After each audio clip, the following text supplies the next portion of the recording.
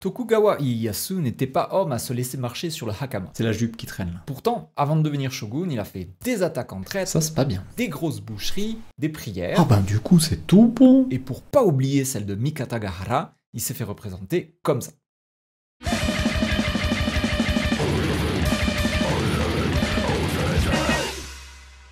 600 abonnés, c'est incroyable. Merci pour vos commentaires, vos blagues, vos pouces bleus, continuez. Dans ce nouveau format, je vais mettre que mes défaites. Je vais prendre des grosses roustes, raclée sur raclée, et ensemble on va dire hey, qu'est-ce qu'il est nul. Non, c'est pas vrai. Comme Tokugawa Ieyasu, on va essayer d'immortaliser la chose. Pourquoi j'ai perdu? Si je faisais ça à chacune de mes parties, je progresserais de dingue. Un pote, Way to Go sur KGS, 4 dan, il a joué un peu fantasy. Il était peut-être un peu fatigué, j'ai failli le battre. Si je gagnais le Tsumego là, que vous allez voir en tout début, je le battais.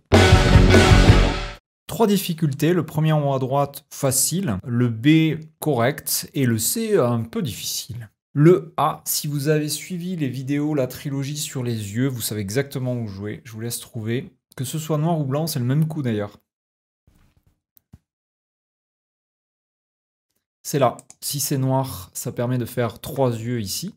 Et si c'est à blanc, le fait de mettre en plein milieu, ça empêchera noir de faire plusieurs compartiments. Du coup, il aura qu'un œil, ça se rétrécira et à la fin, il disparaîtra, comme dans le cyclope. Le B, si on fait une erreur, il va conduire à la situation A. C'était à blanc de jouer dans ma partie, il a joué au bon endroit, mon adversaire. Si c'était à noir de jouer, comment on s'en sort? On relie avec l'extérieur, avec les pierres en carré. Si blanc essaie de nous séparer, il peut pas, il nous crée des gueules de tigre, alors certes en première ligne, mais pour une fois ça vaut le coup, parce que ça permet de relier un groupe qui risquait de mourir, qui est très gros, au reste des pierres, donc comme dans Franchir le Rubicon. C'est donc à blanc de jouer, l'erreur serait de jouer ici, parce que ça forcerait noir à faire un œil, ça s'appelle un thank you move, et du coup on ferait 2 yeux. Comme souvent, pour embêter l'autre, il faut jouer le coup qu'il aurait aimé jouer. Donc effectivement, ici, si c'est à blanc de jouer, il peut jouer ici pour nous enlever l'œil. Et là, moi, j'ai fait une belle bêtise. En partie, j'ai cru que si je sortais cette pierre, j'allais connecter à l'extérieur et que lui, il était chez moi, donc j'allais le capturer. Mais ça ne marche pas, parce qu'à cause de cette pierre en L3, il me met en Atari, je suis obligé de sortir et il me remet en Atari, et là, je ne peux rien faire.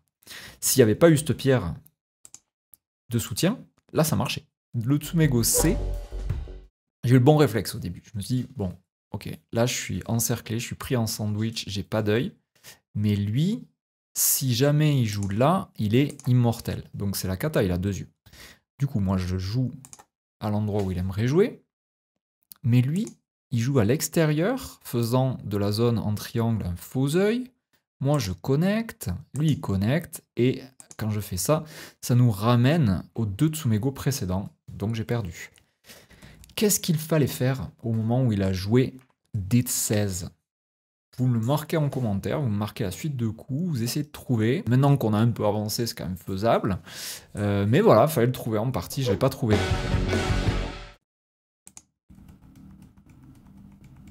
Je vous la montre en entier. Je fais défiler un peu rapidement pour que vous voyez le genre de choses qui est advenu. Je joue noir.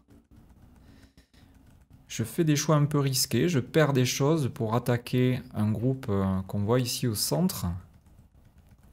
Et ça marche plutôt bien. Ce qui veut dire que si je n'avais pas perdu le Tsumego qu'on vient d'étudier, eh bien j'aurais gagné la partie. Donc ça se termine ici quand il commence à attaquer mon groupe et que je perds le Tsumego. Ici, on prend les coins. Et lui, il fait un truc bizarre, il m'empêche de fermer mon coin, mais clairement, il aurait dû jouer là, c'était plus optimal. Mais il aime bien faire des petites fantaisies, je vous l'ai dit tout à l'heure, il a joué un peu excentrique. Bah, tant pis pour lui, j'ai fait le gagner. Une fois que moi, je suis certain d'avoir un coin solide, je joue ailleurs. Donc je prends le coin, ce qui fait que j'ai 3 coins peut-être, et lui, il en a qu'un, plus un petit bord. Pour l'instant, il vaut mieux être noir, clairement, quel que soit notre niveau. Donc il a fait cette petite erreur. Quand on a un mur, le réflexe, c'est de créer un mur en face. Après, ça trouver la bonne distance, mais ce qui est sûr, c'est qu'il faut poser une pierre par là. Là, je lui vole le coin, mais lui, il obtient autre chose en échange, une force qui se dirige vers l'extérieur. C'est vrai qu'un bon réflexe, c'est de faire ce qu'il a fait. Il commence à faire un mur en face à une bonne distance. Super. La partie continue. Et on va arriver sur le premier coup que je souhaite vous commenter. Qui est... Yes. Ici. Donc blanc menace de faire un travers schéma. Qu'est-ce qu'il faut faire quand on risque de se prendre un travers schéma? Évidemment, il faut bloquer. Vous faites un angle vide ici dans cette zone. Et en plus, il y a 2 coupes. Donc, c'est pas la bonne manière de bloquer le travers schéma. Comment faire en sorte de bloquer sans créer l'angle vide?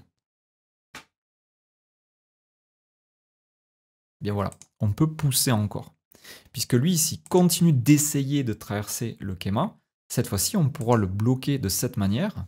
Et après par contre, c'est vrai qu'il va couper ici. Et le but de cette pierre, marquée en triangle, c'est clairement d'attaquer les 2 groupes autour. Ça c'est fréquent, une pierre centrale qui attaque 2 choses. Donc moi effectivement, dans la suite de la partie, je vais m'efforcer de protéger ces groupes. Là, cette pierre, elle a pour seul but de s'évader vers l'extérieur et de relier tout ça, de faire en sorte que ça fasse des yeux.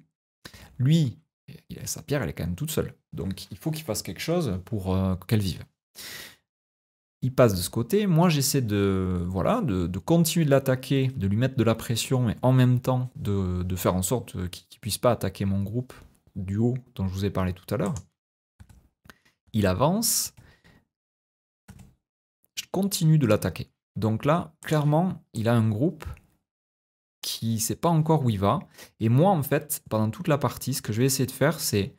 Je vais arrêter de l'attaquer. Je vais jouer par ici pour créer un mur. Je vais jouer par ici pour essayer de créer un mur. Je vais jouer par ici pour essayer de créer un mur. Parce que mon but, c'est de l'attaquer de loin et petit à petit de me rapprocher pour finalement le capturer. Du coup, vous voyez, les pierres en triangle, on se fait traverser. Normalement, c'est très très embêtant. Mais je pense que dans cette situation, ça va.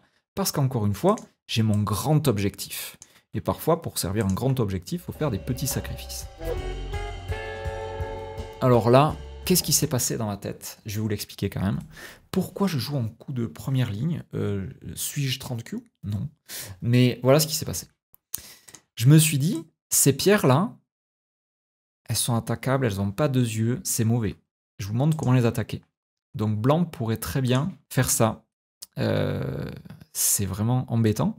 Au moment où il fera ce qu'on appelle une glissade de singe, je vous l'apprendrai ça, c'est un chouette coup de fin de partie. Clairement, cette forme noire n'a pas d'yeux. Donc, comme j'ai eu peur de ça, j'ai fait ce mauvais coup. J'aurais dû jouer un autre coup, j'aurais dû jouer un coup de 2e ligne. Pourquoi j'ai pas joué celui-là? À cause de l'angle vide. Je me suis dit, je passe un tour, ça craint.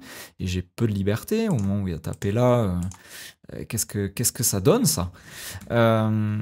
Du coup, j'ai cru que c'était malin de jouer là, mais non. J'aurais dû jouer un coup de 2e ligne. J'aurais dû être raisonnable, accepter que peut-être il fasse un jour la glissade de singe, mais là, eh bien, au moins, j'étais vivant.